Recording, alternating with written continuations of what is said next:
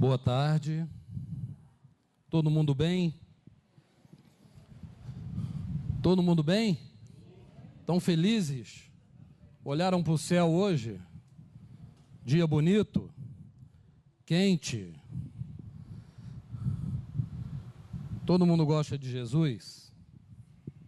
Sim, né? Eu particularmente o tenho assim como um grande amigo. E é importante a gente saber, principalmente nós espíritas, que Jesus, ele foi criado exatamente como nós fomos criados.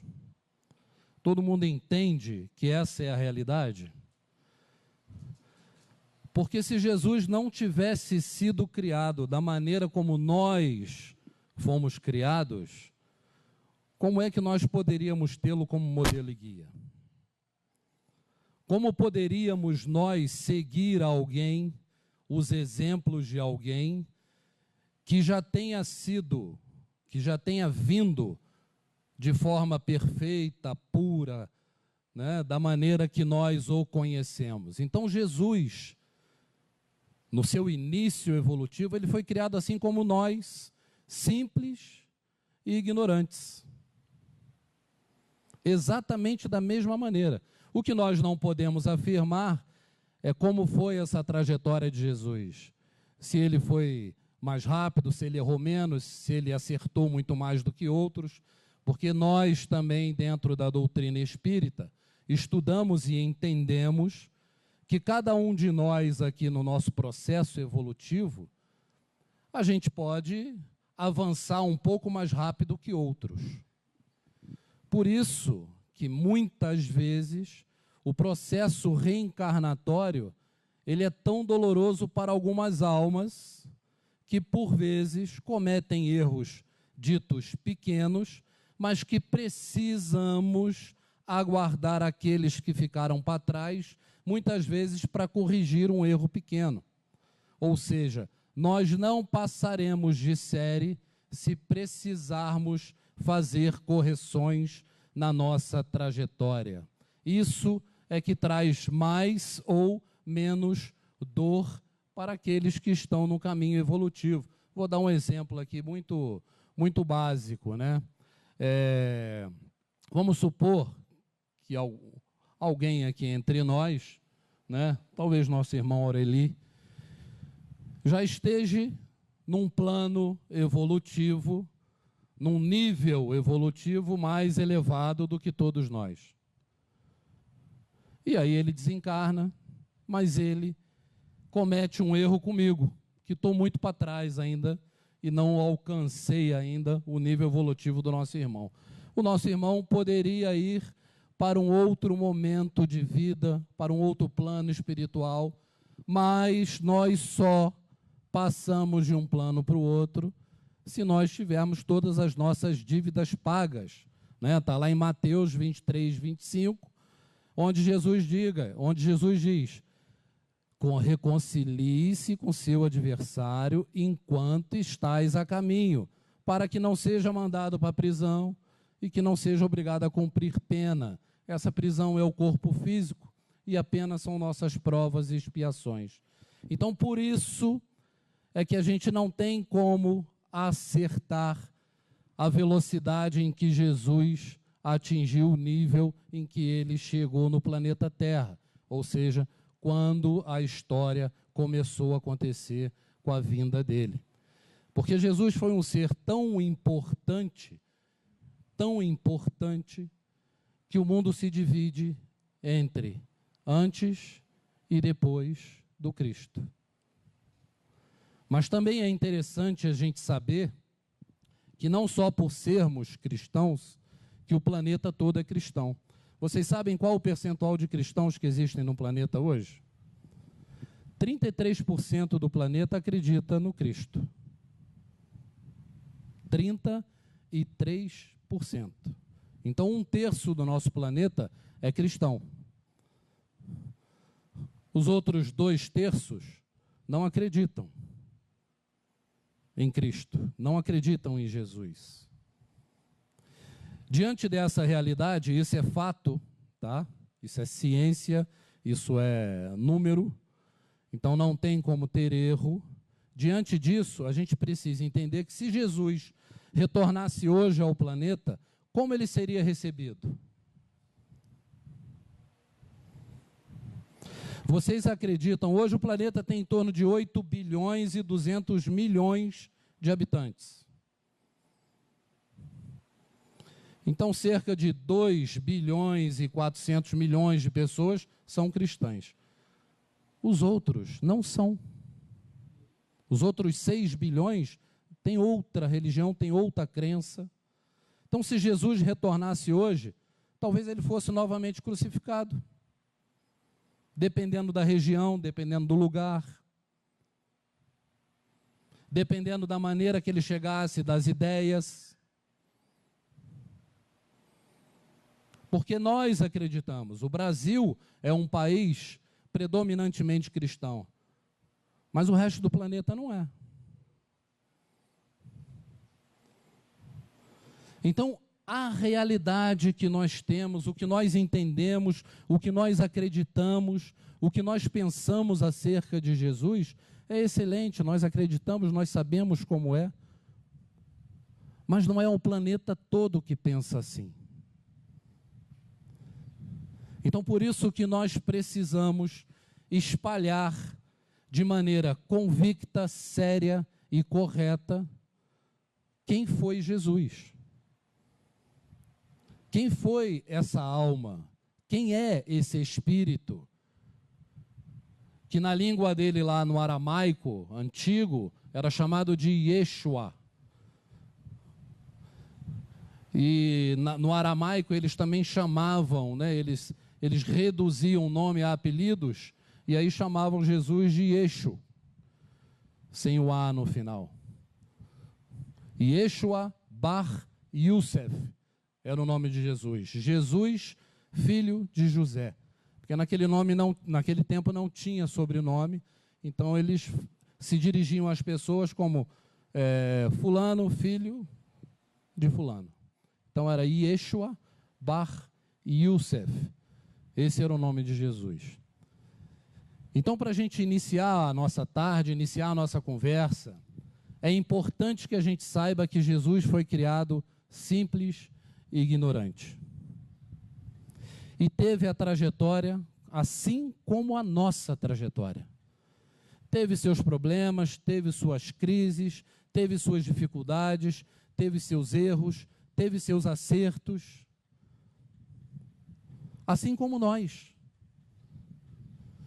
E é por isso que lá no livro dos Espíritos, quando Kardec pergunta quem foi o espírito mais importante, mais evoluído que já esteve no planeta Terra, os espíritos respondem Jesus, porque Jesus atingiu o nível evolutivo para o nosso planeta, para o nosso orbe, para aquilo que nós entendemos e conhecemos, máximo. Mas nós também não sabemos se esse nível máximo a que chegou Jesus é o máximo da evolução espiritual.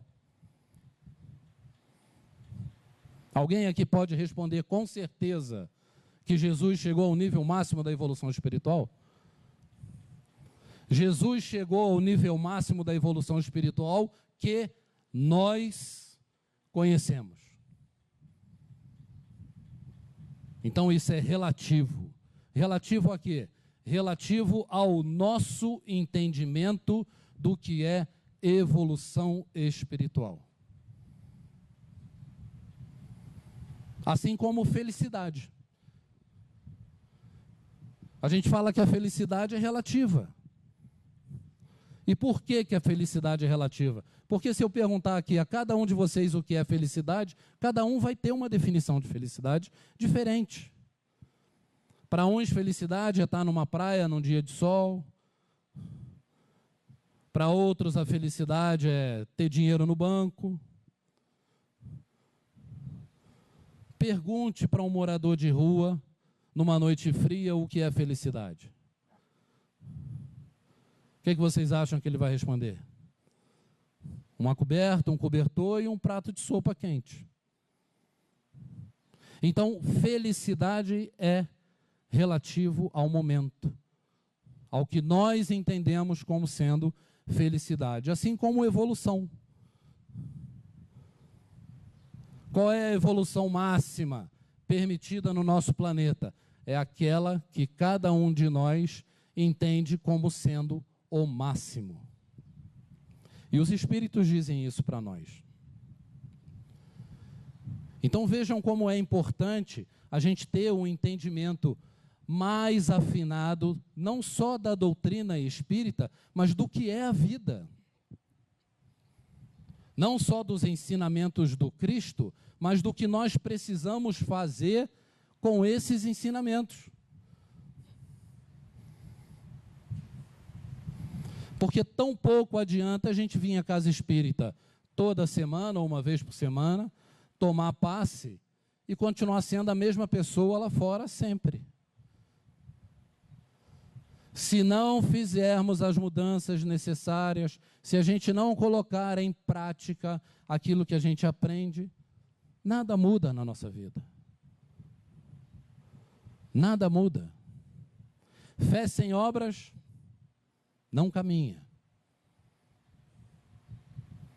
Então, falar de Jesus, principalmente em dezembro, né, que é um mês em que a humanidade cristã comemora o nascimento do Cristo, e é outra coisa que nós também não podemos afirmar, que Jesus tenha nascido no dia 25, mas isso pouco importa. Isso pouco importa. Por quê? Porque o sentido do Natal, para nós espíritas, é um momento de renovação. É oportunidade de recomeçar, de fazer diferente. E toda vez que a gente se propõe a fazer algo diferente, o que tem que acontecer na nossa vida? Para a gente poder construir uma casa nova, o que eu tenho que fazer com a velha? Destruir. Então, se a gente pretende mudar algo na nossa vida, a gente precisa destruir aquilo que é velho em nós. Preconceitos, pensamentos, vícios, dores, angústias. Para haver renovação, tem que haver a destruição do velho. Isso é outra coisa que Jesus nos traz como ensinamento básico para que a gente tenha uma boa vida. Todo mundo aqui sabe que vai morrer um dia? Hã? Sim? Quem achava aí que ia ficar para semente, deu azar. Porque a notícia é, vamos morrer. Não tem jeito. Esse corpo aqui vai embora. Como aqui não há crianças, eu me arrisco a dizer que em 50 anos, todos nós, acredito, alguns antes, alguns, próximo dessa data, mas não existiremos mais aqui. Talvez seremos uma foto num armário por algum tempo. E depois seremos esquecidos. Quem aqui reza para o bisavô? Hã? Alguém reza para o bisavô? Tem que ser sincero. Eu não me lembro o nome do meu bisavô.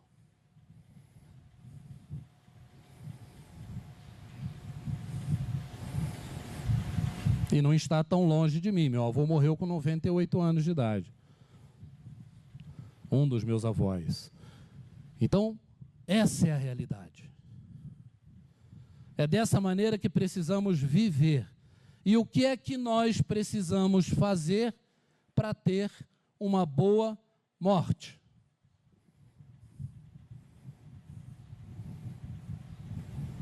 Ter a quem como exemplo? Ter a quem como objetivo? Qual é o exemplo que nós temos? Jesus. Esse é o cara a ser seguido.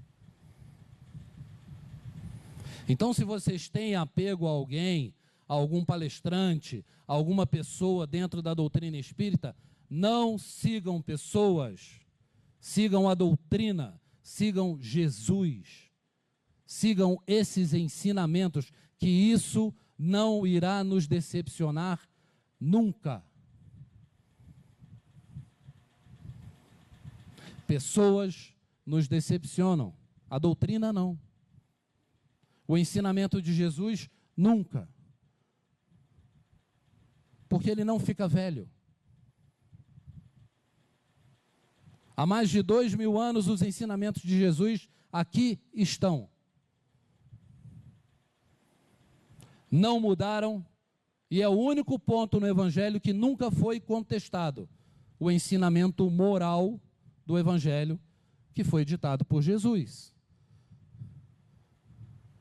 Outra coisa que nós precisamos entender, e que é muito importante, mas antes eu vou entrar em Mateus 8, quando Jesus faz um questionamento junto aos discípulos, que ele pergunta aos discípulos durante uma caminhada, ele pergunta aos discípulos: quem dizem os homens que eu sou? E aí eles respondem: João o Batista, outros Elias e outros um dos profetas. E Jesus disse: mas vós, quem dizeis que eu sou? E Pedro olha para ele e diz: tu és o Cristo. Todo mundo sabe o que quer dizer Cristo? O que eles tinham como Cristo na época era o Salvador. Cristo era o esperado, era aquele que viria para salvar a humanidade. Por isso, Jesus Cristo. Jesus Salvador. E nós temos Jesus como Salvador, nós temos Jesus como guia, como modelo, como irmão mais velho. E ele pode nos salvar, os ensinamentos dele? Porque qual foi a grande primeira mensagem que Jesus disse aos discípulos quando chegou? O medo, naquela época, que assolava as pessoas, era que Jesus viesse o quê? Destruir aquilo que tinha feito até o momento, tinha sido feito pelos profetas. E o que Jesus fala? Eu não vim destruir a lei, eu vim dar cumprimento à lei. Eu vim fazer com que a lei se cumpra. E qual foi a lei que Jesus deixou para nós? Depois de todos os exemplos que Jesus pessoalmente fez, depois dos milagres, depois das discussões, porque Jesus foi um revolucionário, um grande revolucionário. Depois disso tudo, qual foi a grande lei que Jesus nos deixou? Alguém sabe? A maior lei do Cristo? A lei do amor. A lei do amor. Fazei ao próximo aquilo que você deseja que faça a ti mesmo. Jesus resumiu tudo numa palavrinha desse tamanho, mas difícil da gente colocar em prática. Uma vez conversando com um amigo meu, ele me falou a respeito, me fez uma pergunta. Eu estava conversando sobre passe com o Rogério, estava conversando com ele sobre passe. E aí ele me falou, qual é a melhor pessoa, qual é a melhor pessoa para dar um passe numa criança? Vocês sabem? A mãe. E essa mãe, para dar o passe nesse filho, precisa ter conhecimento de posicionamento, de magnetismo, disso tudo? Não. Por quê? O que é que a mãe tem que um melhor passista, um melhor magnetizador não tem para dar o passe naquela criança? Amor. Amor. Está resolvido. E aí ele me disse, você lembra quando você era pequeno que você caía, ralava o braço, machucava? Né? Todos nós aqui vamos nos lembrar, por exemplo, do mertiolate. Vocês lembram do mertiolate, né? Você passava o mertiolate, a alma tinha, né? Queria sair do corpo, né? De tanto que aquilo ardia. E aí passava o mertiolate, a mãe soprava, passava a mão e melhorava. Por que que melhorava? Porque o amor que a mãe imprimia naquele momento ali era tão sincero que ela transmitia para o filho o que era necessário para curar aquilo ali. No outro estudo que eu fiz, falando de Jesus, eu até citei que quando meu filho era pequeno, meu filho teve a primeira crise de bronquite, né, bronquiolite, com 15 dias. E passou os primeiros 3 anos de vida com um problema de asma, bronquite, assim, que deixava a gente louco, né? E ele, às vezes, à noite, chamava, falava, papai, e aí eu e a Sandra, minha esposa, falava, papai, faz uma prece, me dá um passe. E a gente fazia uma prece e dava um passe, e ele se acalmava e dormia. E quem tem filho que sabe como funciona, e sabe que é assim que é. Por quê? Porque o amor impresso no momento, não há remédio que supere o amor. Principalmente de uma mãe. Principalmente de uma mãe. Eu, como pai, afirmo que o amor da mãe faz um efeito no filho impressionante. E Jesus, quando deixa a lei do amor, ele mostra para a gente o que ele mais sabia fazer, que era amar. Tudo o que Jesus fez se resume no amor. Em demonstrar que ele amava o próximo.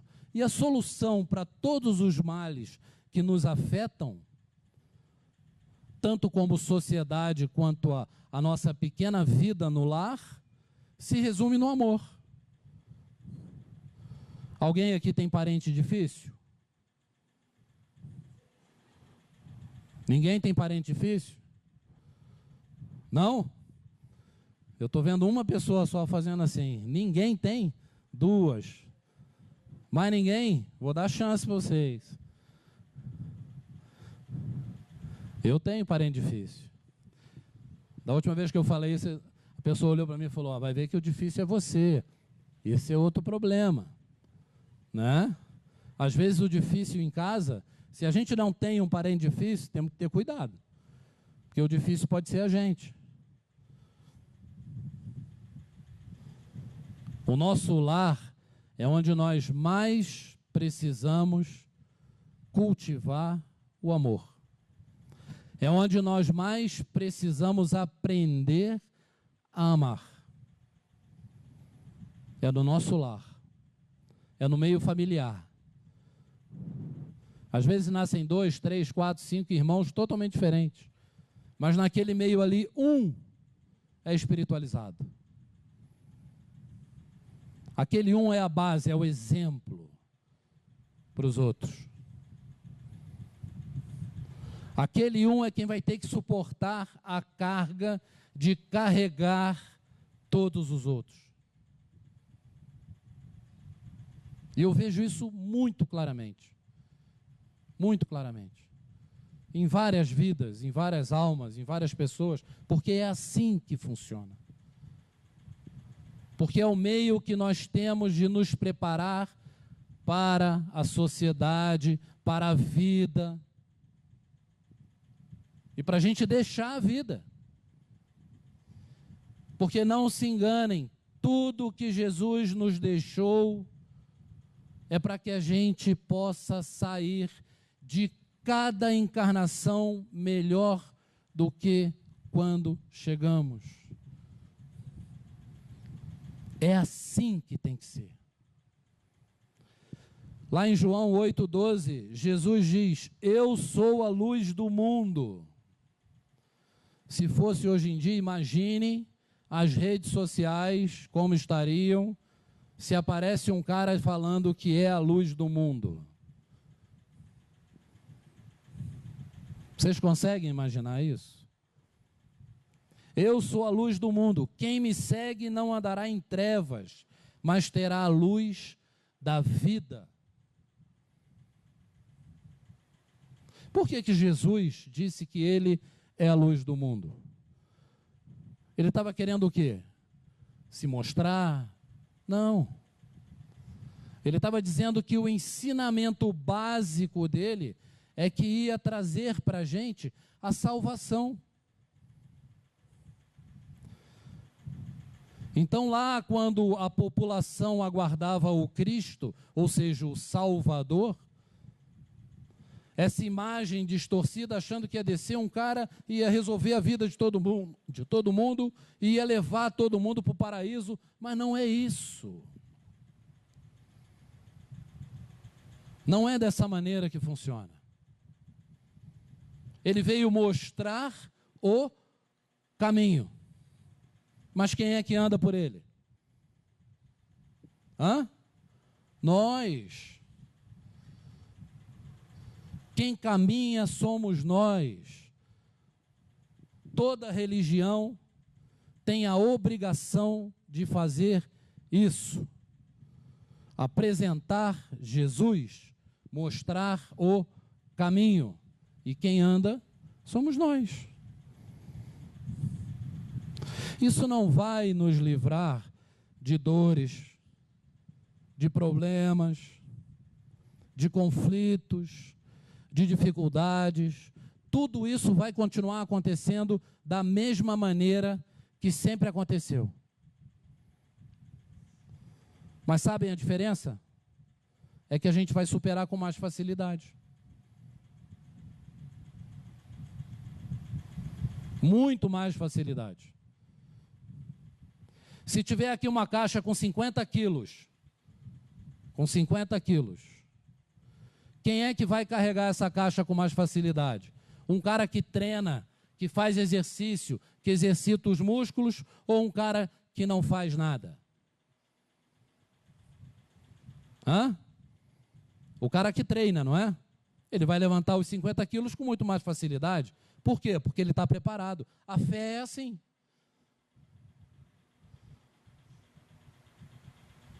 A fé é exatamente isso.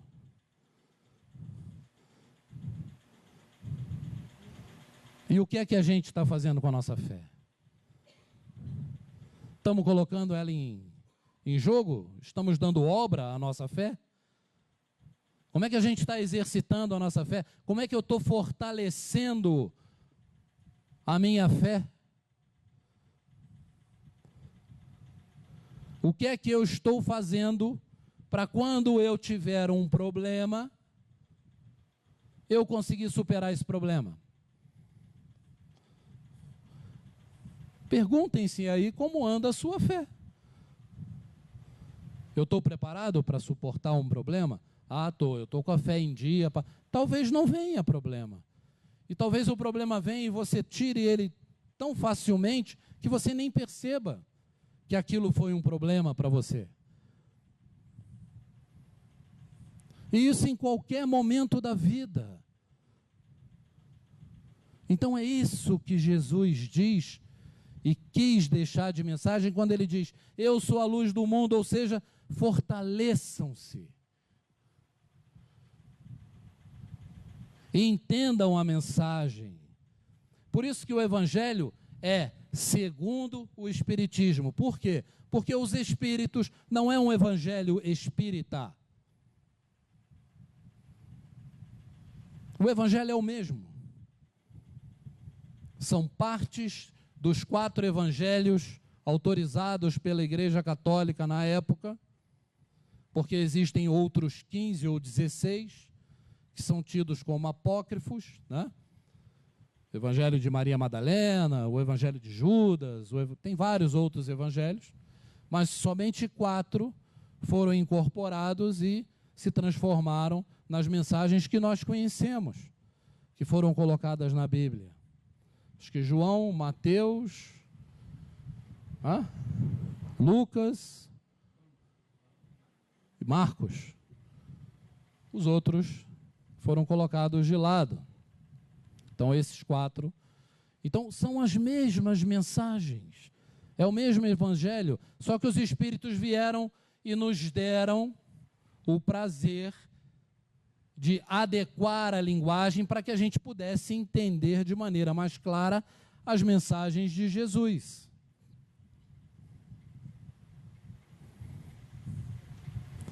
Por isso é que é tão importante a gente estudar, a gente entender, a gente se perguntar: o que é que nós estamos fazendo aqui hoje?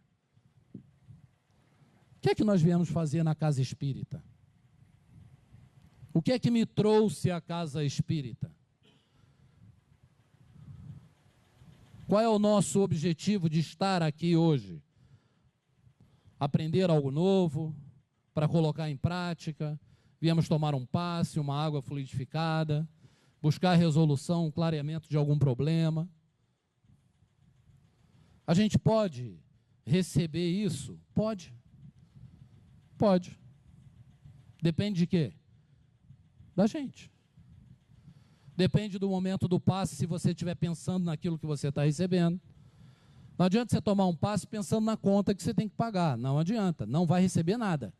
Vai sair do mesmo jeito. Do mesmo jeito. Talvez até pior. Porque você tem que estar concentrado para receber. Nós podemos ser uma esponja ou um vidro, quando se joga uma água. Depende da nossa sintonia.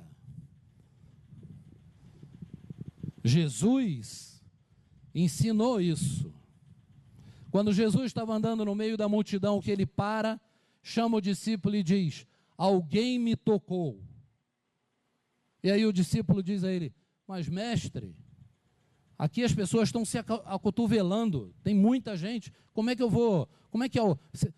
Você pode dizer que alguém te tocou, várias pessoas tocaram, e falou: alguém me tocou de forma diferente, porque de mim saiu uma grande força, uma grande energia. Essa pessoa que tocou Jesus com tanta fé,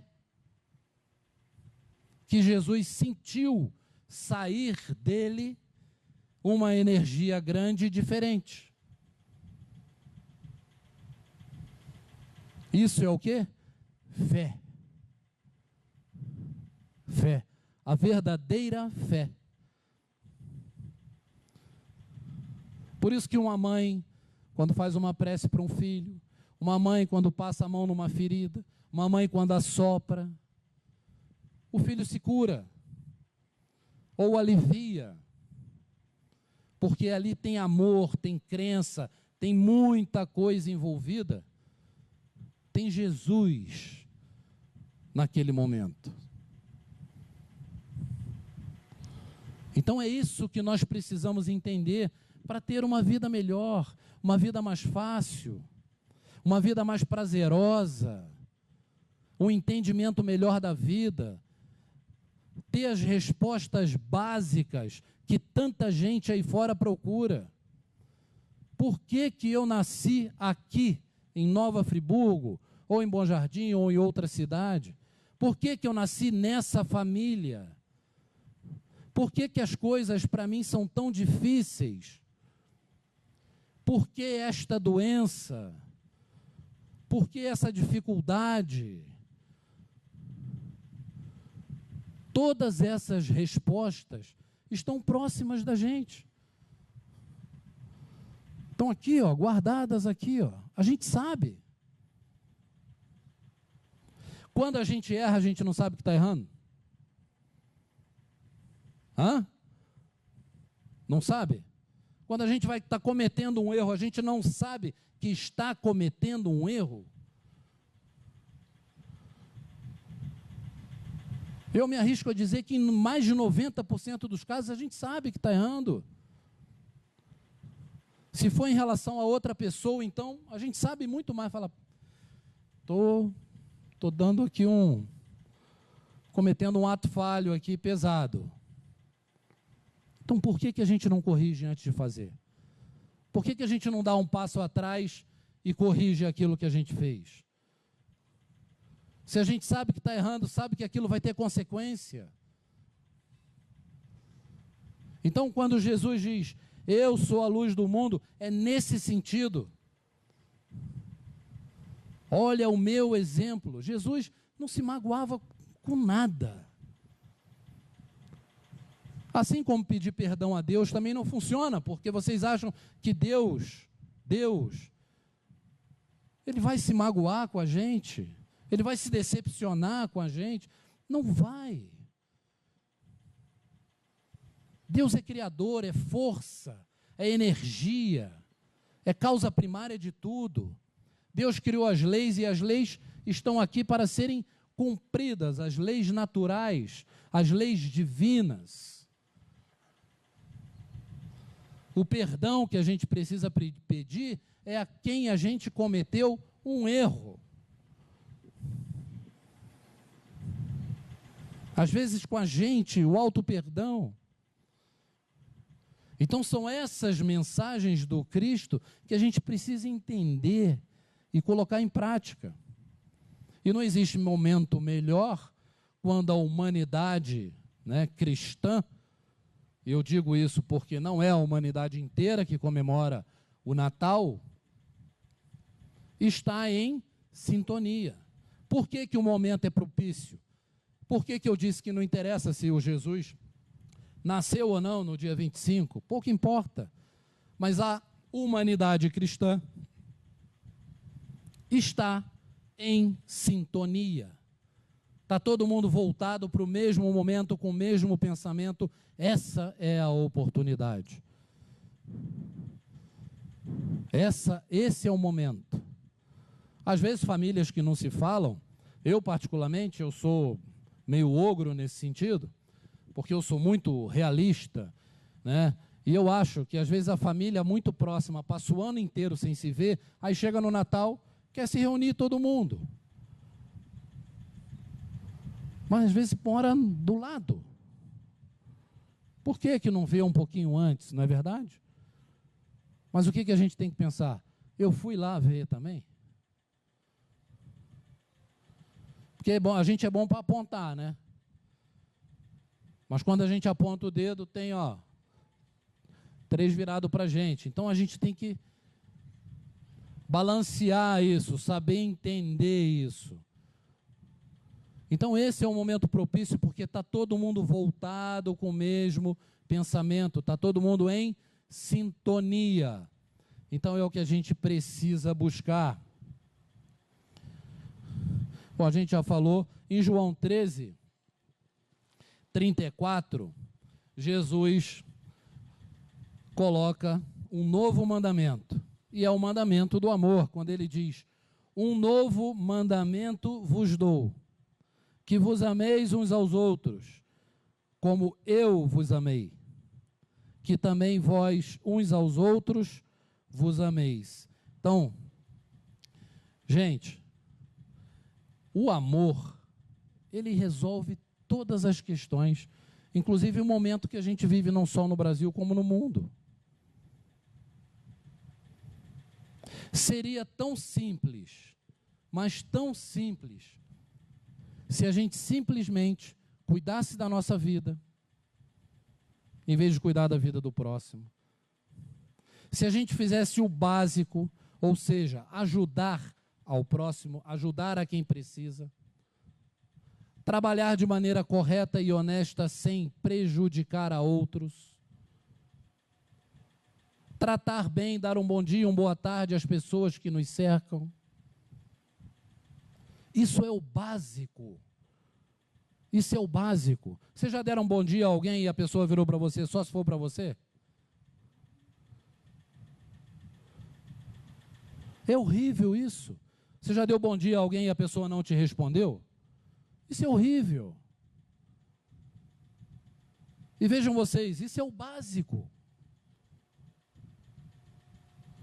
Não precisa ser Jesus para fazer o básico. Para saber que a gente não pode roubar, não pode matar, que a gente tem que ganhar o dinheiro honestamente, que a gente precisa ajudar aqueles que não têm boas condições. Isso é o básico. Mas a gente vive um momento tão louco que o normal é exaltado. Pô, caiu ali uma carteira no chão, eu achei a carteira, devolvi, tiram foto, botam na internet, chamam o cara para entrevista. Ser bom é normal. O normal é ser bom. Ser ruim é anormal, está fora do contexto. Então, se você acha algo que não é seu e devolve, isso é normal. Isso é o que tem que ser feito. Se você tira o dinheiro, joga a carteira no lixo, isso é anormal, você tem uma doença. E tem que tratar. Então a gente precisa se adequar ao momento, mas precisamos ser normais, realistas. Precisamos colocar à frente o quê? A lei do amor. O que Jesus deixou para a gente. Na Gênesis capítulo 17, item 26, Kardec diz: tendo por missão transmitir aos homens o pensamento de Deus, somente a sua doutrina, em toda a sua pureza, pôde exprimir esse pensamento. Por isso foi que ele disse: toda planta que meu Pai Celestial não plantou, será arrancada. Vejam outra mensagem de Jesus interessante. Toda planta que meu Pai não plantou, será arrancada. Que planta é essa? A planta do mal. Daquilo que está errado. Daquilo que vai contra as leis naturais.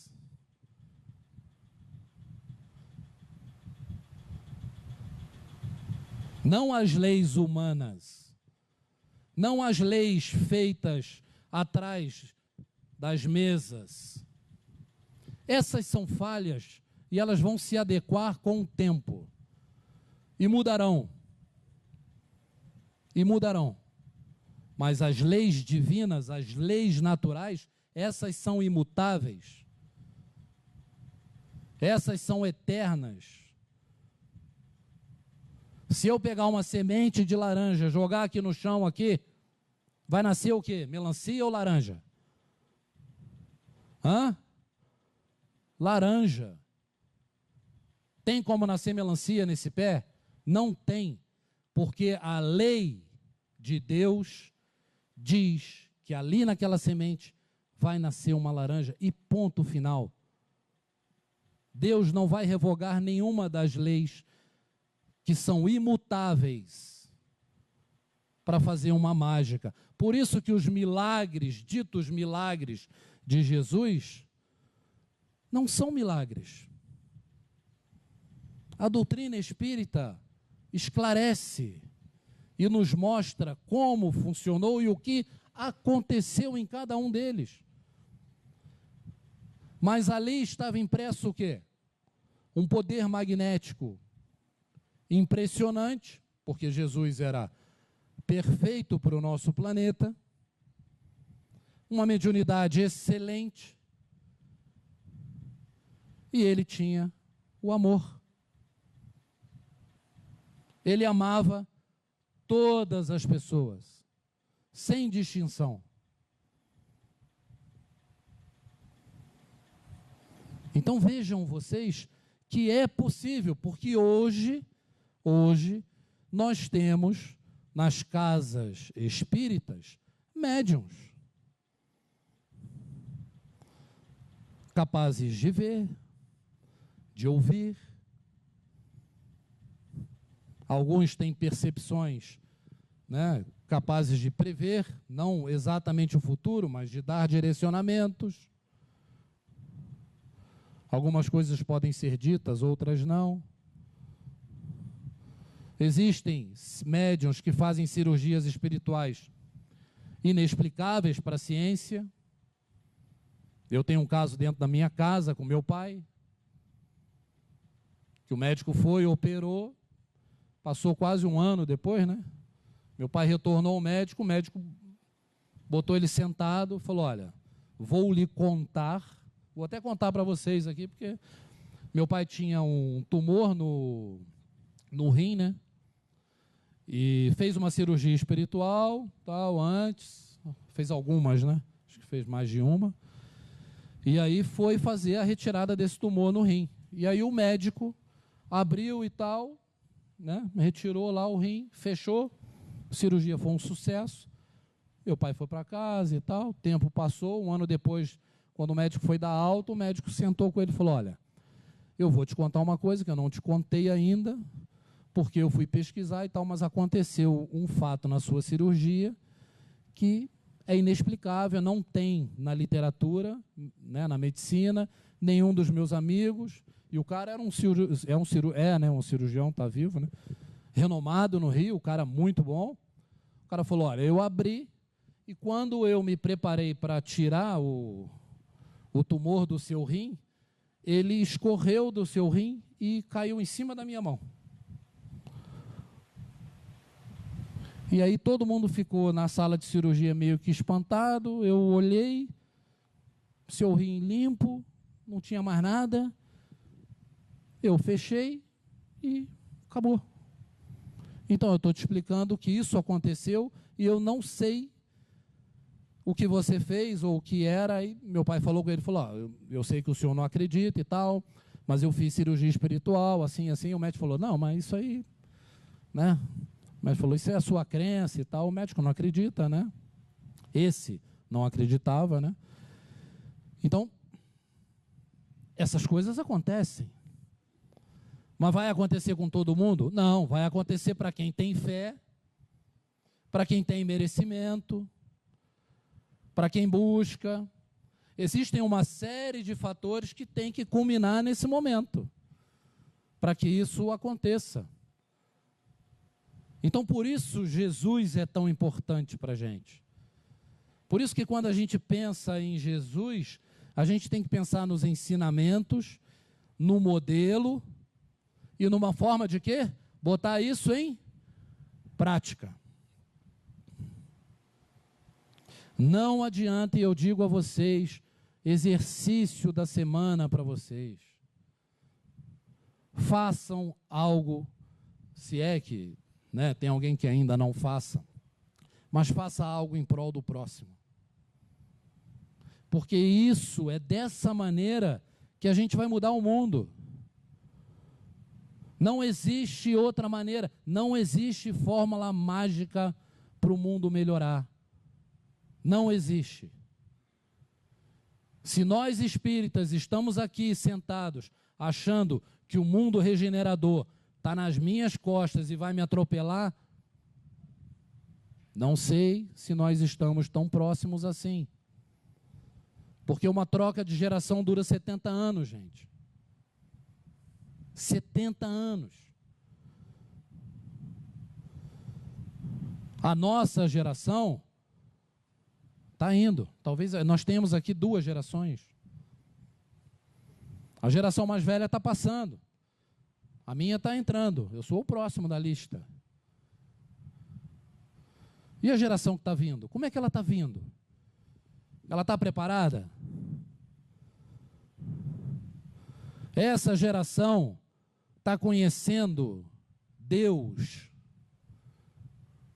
Está com a fé fortalecida? É uma geração que está estruturada para enfrentar problemas? Se não estiver, só a próxima. Então a gente precisa enxergar o todo, enxergar o momento, olhar a realidade com senso crítico. A doutrina espírita é uma doutrina que, nos desperta, nos faz questionar. Não aceitem tudo que é dito. Tem que refletir. A gente tem que pensar. Será que aquilo que aquele cara falou é verdade? Vai lá, lê, busca. Ou então deita em casa e pensa. Faz como Santo Agostinho nos ensinou. Deita em casa e à noite se questiona. Bom, como é que foi? O que aconteceu? O que eu fiz? Aquele cara falou isso, será que ele está certo? Será que ele está errado? Será que é assim? Não, eu acho que não é assim. Tire suas conclusões. Mas nós precisamos sair da zona de conforto. A gente precisa incomodar. Mas não aos outros, a nós.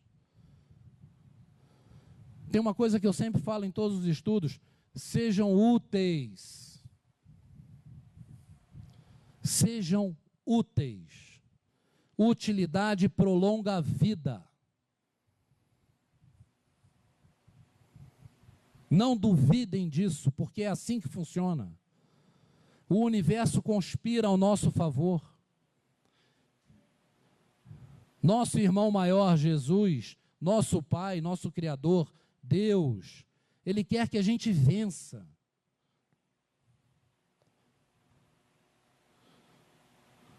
Nenhum espírito mais evoluído do que nós deseja a nossa queda. Eles só desejam a nossa vitória. É daqui para frente. É assim que funciona. Agora só depende da gente. Então a gente tem que dar utilidade à nossa vida. Se aposentou, dê utilidade à sua vida. Não se aposente da vida para ficar em casa assistindo sessão da tarde e viajando, gastando a fortuna da aposentadoria, né?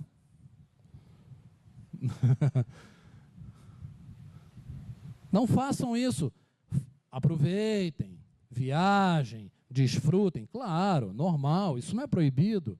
Mas deem utilidade à vida de vocês. Tornem a vida útil. Vai ajudar outras pessoas. Vai dar bom dia, boa tarde para cachorro, para padeiro, para todo mundo. A gente tem que ser útil.